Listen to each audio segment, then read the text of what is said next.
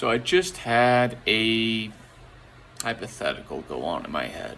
I was scrolling Reddit, as one does when they're up at 4:54 in the fucking morning, and someone posted on Reddit, Tinder, subreddit, whatever, saying I'm exhausted, and they were sent a you know what, like a pickle pick, a cucumber pick, a banana pick. Maybe you got my point by now. And I was just like, man, like, is this the normal experience for women on Tinder, on dating apps? And then something in my head just kind of clicked. A couple of videos ago, I mentioned about how there was another scam, right, of someone trying to get me onto Snapchat and trying to get me onto OnlyFans, essentially. And I just mentioned how this was like the fourth time it happened, and that I was just done. Like, I was just done with it. I was just like, what the hell? There's no way to audit Tinder or any dating app, to be honest. You can't audit them. There's just no way to do it. It's all in good faith, so to speak. And because we cannot audit them, we have no way of verifying how their algorithm works. We have no way of verifying whose profiles are seen and whose are hidden. We have no way of even being able to tell if you actually interact with real profiles on Tinder.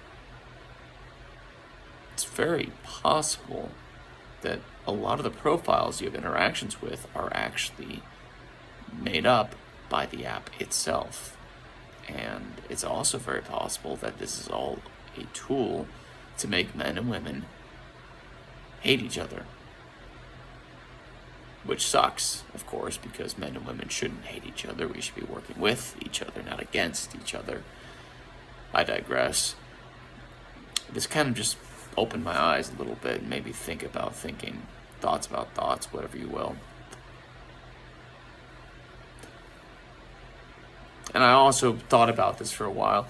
I'm of the opinion that the manosphere is no different than feminism.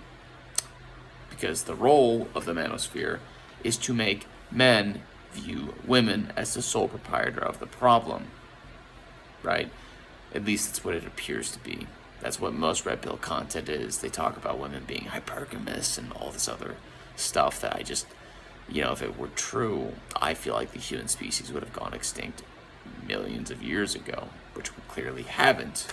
So I can only conclude that the modern problems we are facing are problems of modernity rather than of biology. But anyways, it just seems a little bit too odd. People shouldn't be hating each other so much. We shouldn't be at each other's throats the way that we are. It's not really adding up.